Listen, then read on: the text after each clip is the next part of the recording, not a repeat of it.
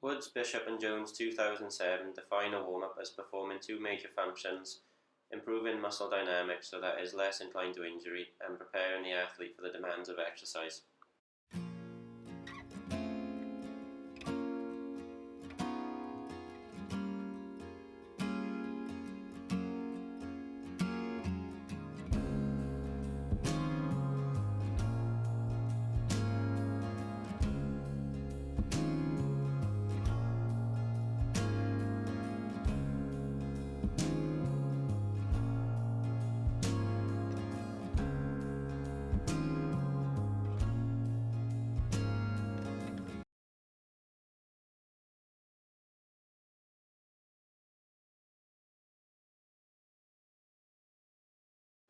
They also state that there are two types of warm-up, active and passive. Active warm-up involves physical activity such as jogging, whereas in passive warm-ups, muscle temperature is increased through external means such as hot showers.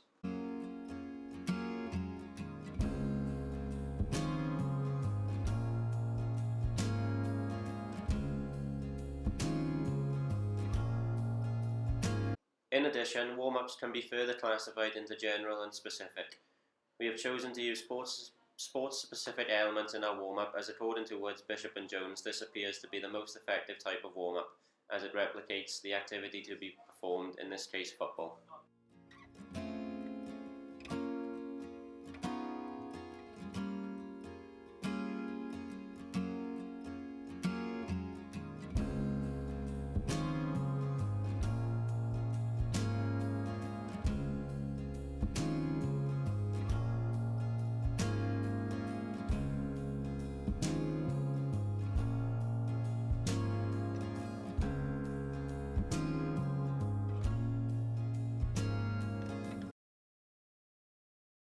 Bishop 2003 claims that there are several beneficial effects of warming up, including increased muscle temperature, increased blood and oxygen delivery to the muscles, decreased resistance of muscle and joints, improved nervous system performance, elevated baseline VO2, and psychological preparedness.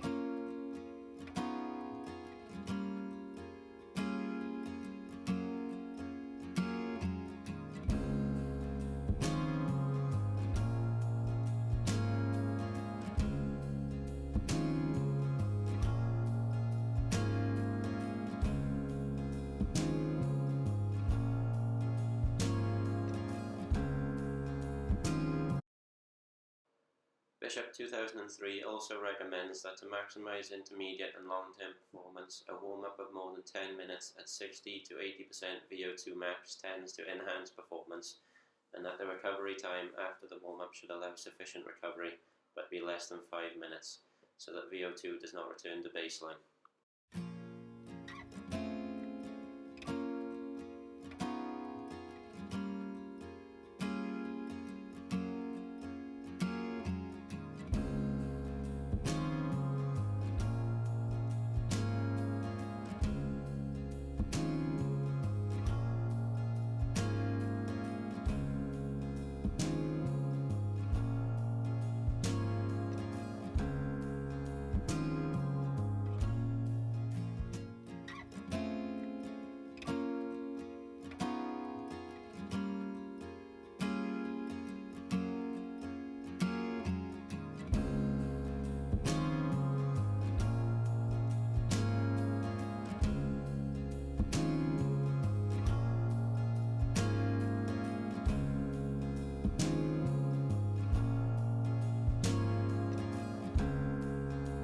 Shepherd and Young 2006 define agility as a rapid whole body movement with change of velocity or direction in response to a stimulus.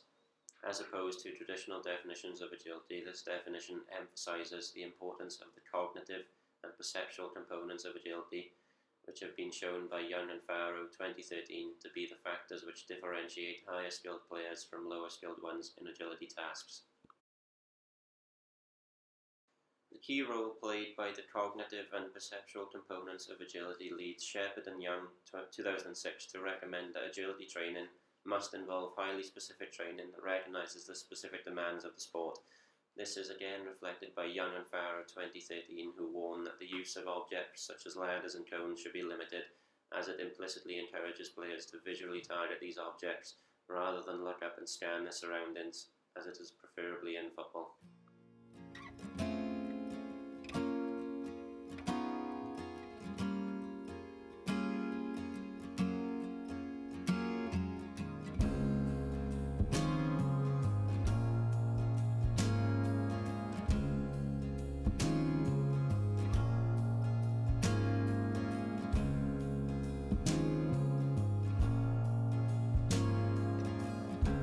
These recommendations inform the design of our agility drill, in which the player exchanges passes with the coach on the edge of the penalty area before the coach plays a through ball either side of the player, to which the player must react and attempt to stroll past the goalkeeper.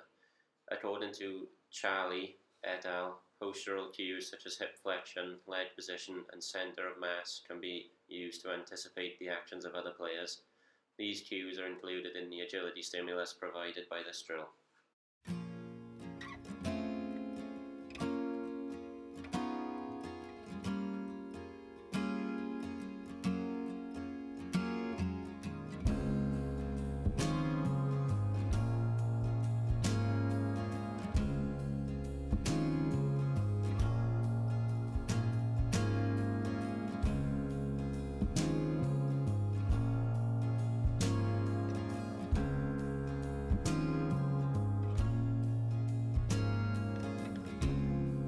Drive you away.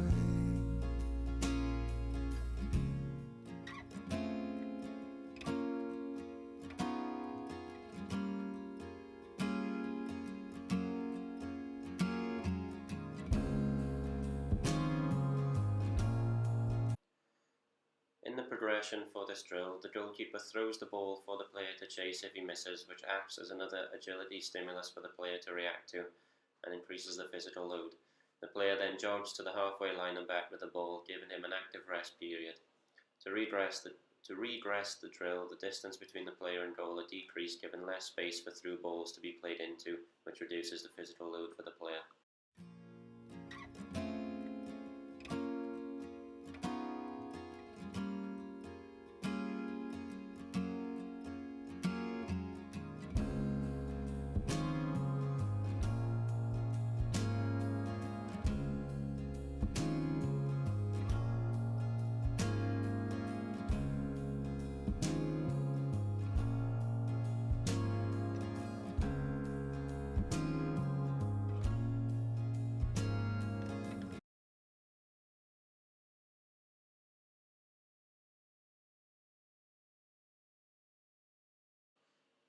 This drill fits Cheladurai's 1976 classification of universal agility task, meaning that it contains both spatial and temporal uncertainty, as the player doesn't know exactly where or when the through ball will be played. It also covers most areas of Young et al. 2002's model of agility, which can be used to check which elements of agility are being targeted during training.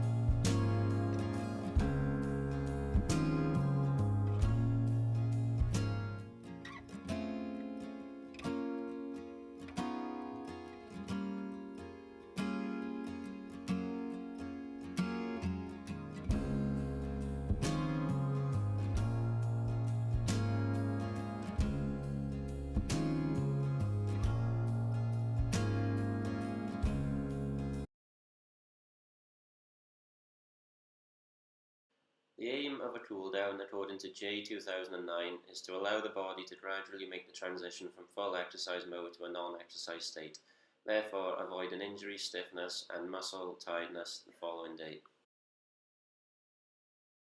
Van Horen and Peak 2018 also claim that recent surveys in America found that 89% of trainers recommended a cooldown, with 53% of these trainers recommending jogging as the preferred active cooldown method.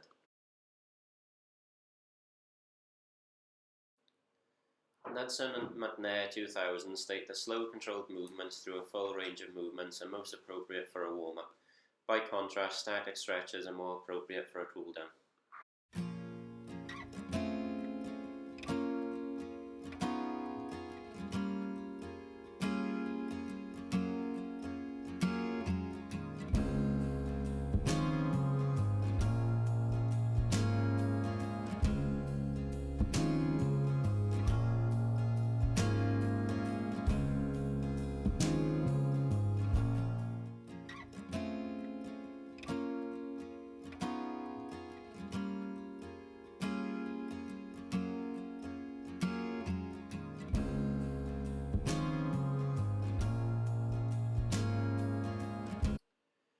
We chose to do an active cooldown over a passive cooldown as, according to Van Horen and Peak 2018, it is believed to have many physiological benefits such as faster recovery of heart rate, less muscle soreness, and more rapid reduction of metabolic byproducts. Contrary to popular belief, training does not make you stronger, faster, or fitter. Hamilton 2008 claims that those benefits only come during recovery when adaptation takes place. We have chosen to include core and upper body strength training in the form of planks and push-ups. This again fits into the model of agility from Young et al. 2002, in which core strength is one of the factors determining agility. Nedelec 2012 states that levels of dehydration depend upon climate and atmospheric conditions, and that studies have shown that moderate fluid loss is detrimental to endurance exercise performance. Nedelec 2012 also suggests that athletes should consume a source of protein, such as a flavoured milk drink after exercise, as protein helps to repair exercise-induced muscle damage, and when combined with post-exercise carbohydrate feed-ins, can help reduce muscle soreness. The consumption of carbohydrates with a high glycemic index also helps replenish muscle glycogen stores, which are depleted during exercise.